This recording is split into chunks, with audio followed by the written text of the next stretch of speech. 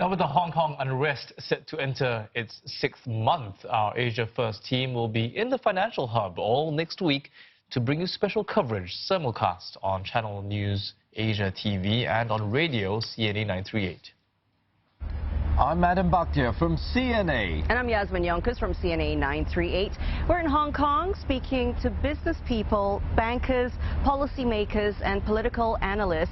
We're going to be talking about the way forward as the territory weathers its worst political crisis since returning to Chinese rule in 1997. Well, joining us here in the heart of all the action in this city with their coverage and their stories will be some familiar faces you might know. Our Hong Kong correspondents Wei Du and Roland Lim joined together with our FIFA Arifin and Leong Wai Kit.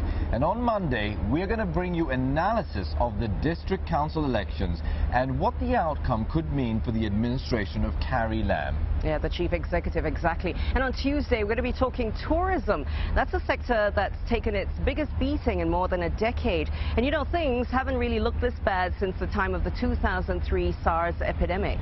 And if it's that bad, why would you even consider listing your company in Hong Kong?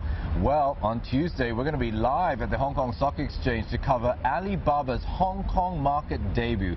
The Chinese e-tech giant pulled off the biggest ever IPO on Wall Street 5 years ago, a multi-billion-dollar IPO. We'll see how investors react to this Asian listing in these times of troubles. Yeah, and moving on to Wednesday, midweek next week, we're going to turn our attention to the retail sector. You know, sales had already been cooling because of China's slowdown and, of course, the U.S.-China trade war. But the August data was the worst on record. That's right. And on Thursday, we're going to be discussing the economic and business outlook for Hong Kong.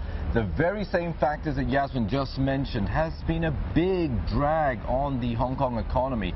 But the unrest, of course, has made matters much, much worse, pushing the city into its first recession since the global financial crisis. And with all that in mind, we're going to spend Friday examining how the downturn could play out for the financial sector. So much ground to cover. We better get fit, Adam Bhatia. That's right, we've got Make a lot sure to do. you join us all next week. Asia First's multi-platform coverage on CNA TV and on radio CNA 938.